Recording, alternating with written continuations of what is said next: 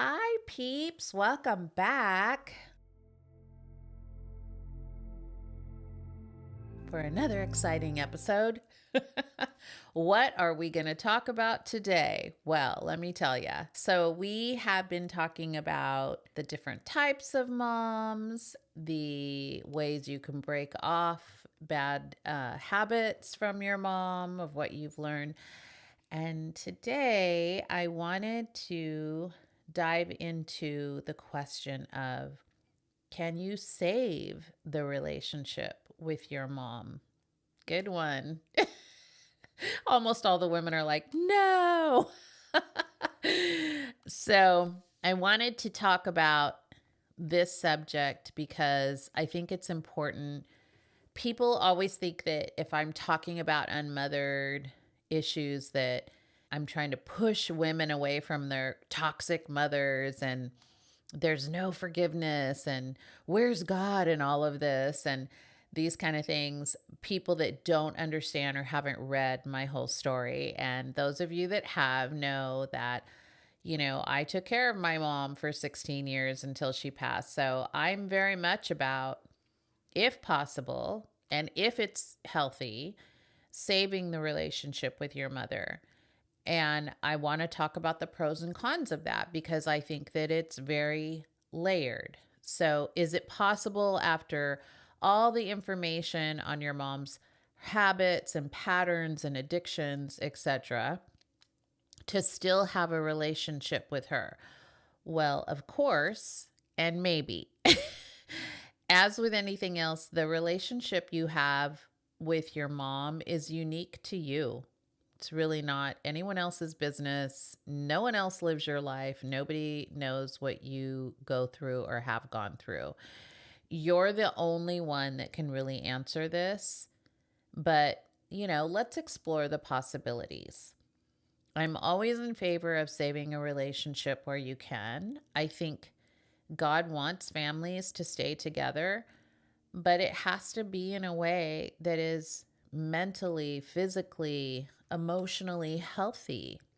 You can't just say, because it's my mom and dad, or it's my uncle, or it's my whoever it is, my boyfriend. Oh gosh, I hear this from, well, don't even get me started on that whole time. But I see young girls all the time. Well, I'm dating this guy and, he's really nice, and then goes through all the different toxic traits he has. And I'm like, oh, Lordy. Like, okay. But, those are things that they have to go through. And if they ask for my advice, I will give it. But a lot of times I'm just listening to these stories and I'm like, I can tell you how that's going to end. It's not going to be good. But is there a possibility for saving things? Absolutely. And I think you should. I don't think that we're not unmothered because we want to be. We're unmothered because our mothers were unwilling to do the work to save our relationships with them. That's really what it comes down to. We're unmothered because they don't want to mother us in a way that is nurturing and beautiful. So many times I get asked by women, can they ever talk to their mom again after the things that they've put them through? And it's such a loaded question because, as you know, I ended up taking care of my mom for 16 years through her various illnesses and then eventual dementia, which I'll do a whole episode on that. When your mom gets sick, when she falls ill, does all that change? So if you have had no contact with your mother and now she's dying or she has cancer or something that potentially could be life-threatening. In my mom's case, she broke a hip. She needed surgery. So, do you go back to her? And I think it's wise to investigate this answer a little bit deeper. So we're going to go through the different scenarios and some hard, fast rules in order to not backslide into old patterns of abuse from your mother. So I recently spoke at a women's conference in Tyler, Texas, and it was such a joy to reach out to just a whole new demographic of women. And what I'm seeing, no matter where I am in the world, is that there are women, even in God's country, that have difficult and abusive mothers. So many of these women, young and old, were coming up to our book table, not only to buy my book, but also to share their unmothered story with me. And it was a question that came up, that should they have a relationship with their mom when she's unlovable? And also, there was another question. It was like, how should we react when we go no contact with our mom? And then there's other family members who think that we're so mean for doing that. So, two different kinds of things, but both coming to a conclusion of, well, should we renew that relationship with our mom, even though, we've gone through all this stuff with her? So, deciding what kind of relationship you want with your mother, it's totally up to you. I mean, don't look at me and my story and take that as gospel. That's not what my book is about. That's not what my coaching is about. I'm always listening to the individual story to see, first, in your heart, will your heart be at peace with the decision that you are making? That's really important. I don't ever want somebody to constantly struggle. Maybe I made the wrong decision. Maybe I should do something different. Maybe I should add something. And can you handle the criticism from others that don't agree with you? In my case, yeah, because I was very clear about what I would accept from my mother and what I wouldn't accept from my mom. It didn't matter what other people thought, even family members, because they weren't helping her the way I was helping her. They weren't taking care of her. They didn't see what I saw on a daily basis. So there was times when she got left behind in things because she wasn't healthy enough to be a part of like festivities kind of thing. So I always took care of my mom, but with those boundaries. You know how that works. And some people gave me crap for that. I'll just say crap for that. And I always came back to, well, if you want to take care of her, then you can do it differently. But, this is someone that I'm with on the daily, and setting her up for the day, helping her out. So I needed to do the things that were going to bring me peace in my life and in my family. And so there was a system that was set up that was there. Yes, I was having a relationship with her, but did I let her 100% back into my life? Heck no. It was funny when she started getting really ill, where, one of the visiting nurses says, well, I mean, I don't know what kind of relationship you have with your mom, but would you ever want her to come and live with you? And I was like, oh my gosh, no, I would kill her. And she kind of looked at me like, what? And I'm like, not literal, well, maybe literally, but there's no way. Like, I can't, no, like, we don't have that kind of relationship. And there's no way that I could do that. It would ruin my family. It would ruin me. Also, I'm not that kind of person. If I had a different relationship with my mom, yes. My dad lived with me for 4 months and we were redoing his mobile home. And that was tough, but it was easier because I had a good relationship with my dad. But it's hard. I'm not that kind of person that's like, let my parents move in with me and I'll be the caregiver. That is the hardest thing. I'll have to do a whole thing on caregiving. It's the hardest thing, and it ages people. I watch people just, oh man, great that you're doing that. I know you think you're being an angel doing that.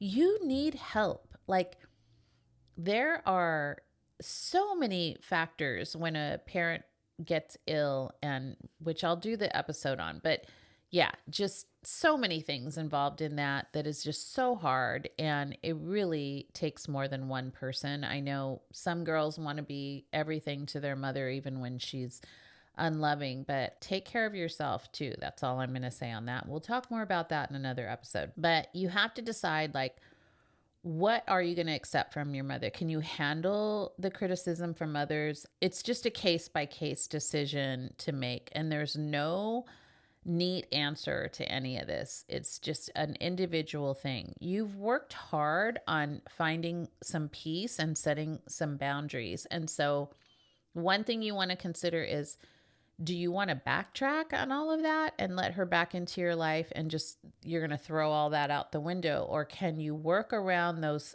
things so that you still are holding true to the boundaries and things that you need to do to maintain a healthy status with your mother?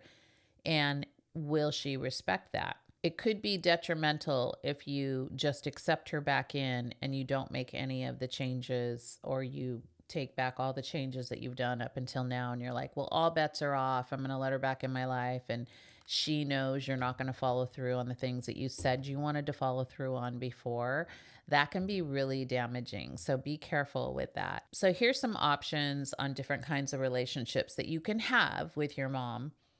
I'll give you some examples. So you can go no contact with your mom and keep the peace that you've created for yourself if she's unwilling to budge from her bad habits or unwilling to get the help that she needs. I think that's really important. If she's extremely abusive, this is like the ultimate. Like, you're going no contact with her because I can't save this relationship. She is so damaging. Like, I knew a gal that actually had a restraining order against her mother because she was threatening her children. And so, these are things like, these are things that in the Christian world, when you say honor your mother and father, be very careful about what you're saying, because you don't understand.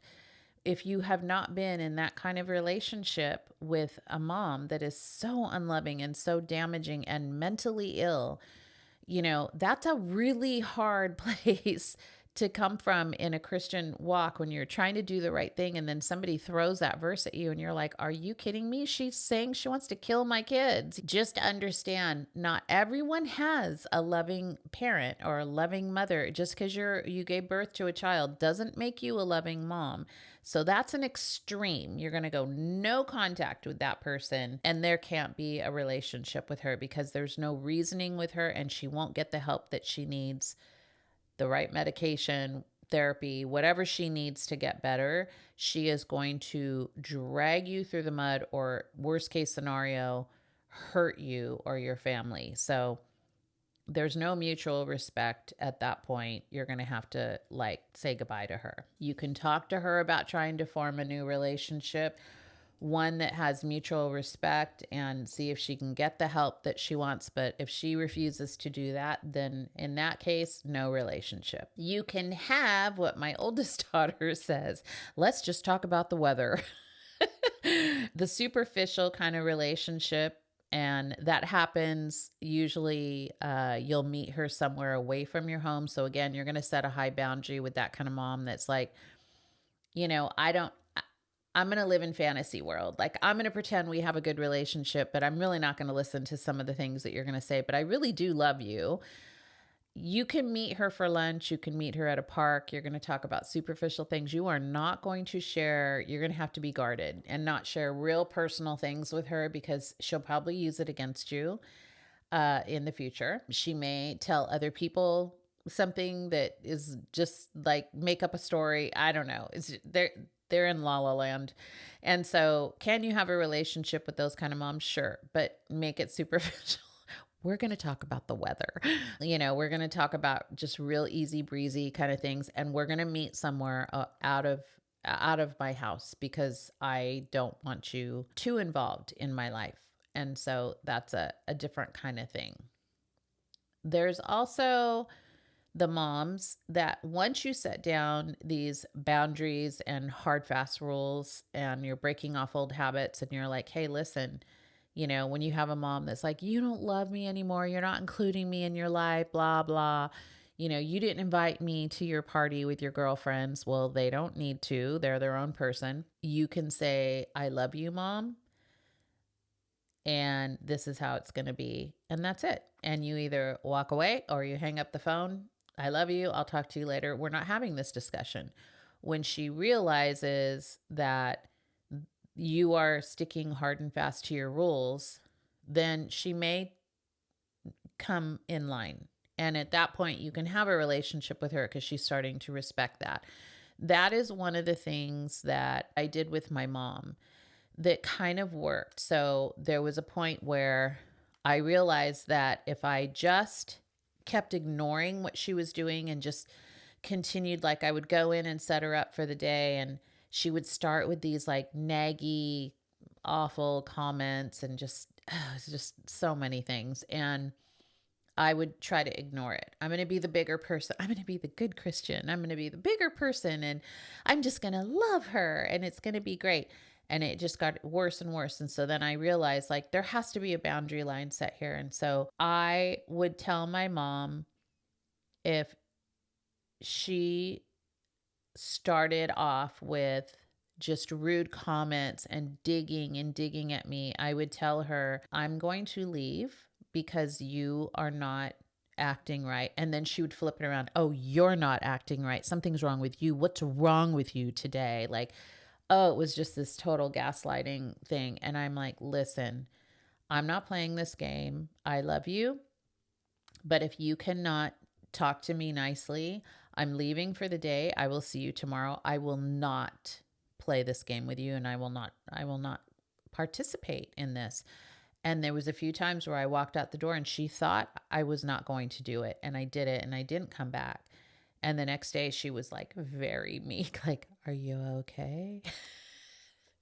I was like, I'm fine. Are you okay? You need to be nice to me. And when she realized after a few times of me doing this that I was serious, that I'm not going to allow you to abuse me that way verbally, she started to back off a little bit. Now, did it cure everything? No, because you're talking about years and years of bad habits and someone who was not getting the help that she needed. She also didn't get on the right meds that she needed. And so she would fall back into it, and I would just continue to do it. It was like, I'm leaving. I'm not coming back today. And she's like, there's something wrong with you. Like, just all the things. And I'm like, that's great, but I'm still leaving. And you can be nice to me tomorrow if you want, or maybe I don't come back for a couple days. I don't know. So we could have a relationship based on that. It was not perfect, but also, and this is the episode I'll do later, is when your mom falls ill, sometimes there are times when you have to go back and help. And the boundary lines are really, they're hard. They're not cut and dry, but you still have to have them. So I think that it can be possible to have a relationship in that sense if they're willing to listen. Also, if they're not hurt or something, and they realize that you are going to either hang up the phone or walk away when they're not, you have clearly stated what you need from them and told them, like, this is my boundary line and this is what I want and what I would like from you. If they start to fall in line with that, yes, you can have a relationship with them, but please know if they're just doing it short term, it's kind of like the abusive husband. Like, I'll do what you want me to do. Well, you're doing it to get back in the house. You're not doing it because you want to change. Make sure that it's something they want to do long term, not that they're just doing it so they can see you. And then as soon as you let them in your house, they start back into their old habits. Then it's like all bets are off. We're going to go no contact, or we're going to do superficial, or we're going to be very minimal contact with you because you are bringing that toxicity into my house, and I'm not going to allow that. So here's a couple things with Susan Forward's book, Mothers Who Can't Love. She states that if your mom refuses to get the help she needs, you have to remember these things. Detachment is not betrayal. Saving yourself is not betrayal. Setting conditions for a healthy relationship is not betrayal.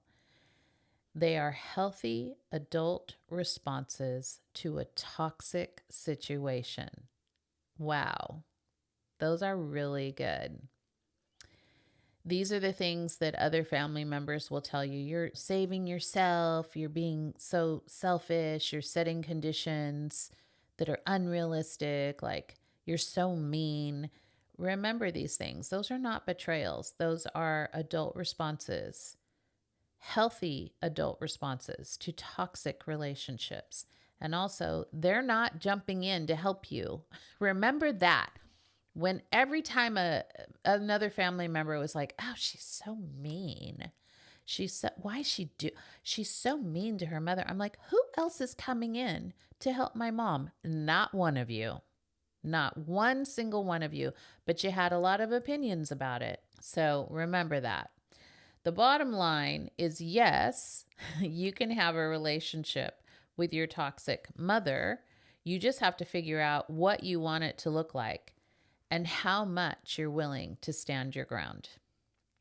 I'm always in favor of saving a relationship and bringing families closer, just not at the expense of abuse, of gaslighting, or narcissistic behavior that they won't be willing to change or get the help they need. So the answer is yes and maybe. Yes, you can form a new relationship with your toxic mom, maybe, if she's willing to meet you halfway and do the work that she needs to do too. But above all else, protect your heart, your mind, your soul. It's where God wants you. Sometimes our earthly parents, we haven't gotten a good hand in that, and that's okay. You have a heavenly Father who loves you and wants really good things for you. He's not asking you to stay in a situation that is harmful and hurtful. Remember that. So I hope this episode helped you. Until next time, I will see you later, peeps.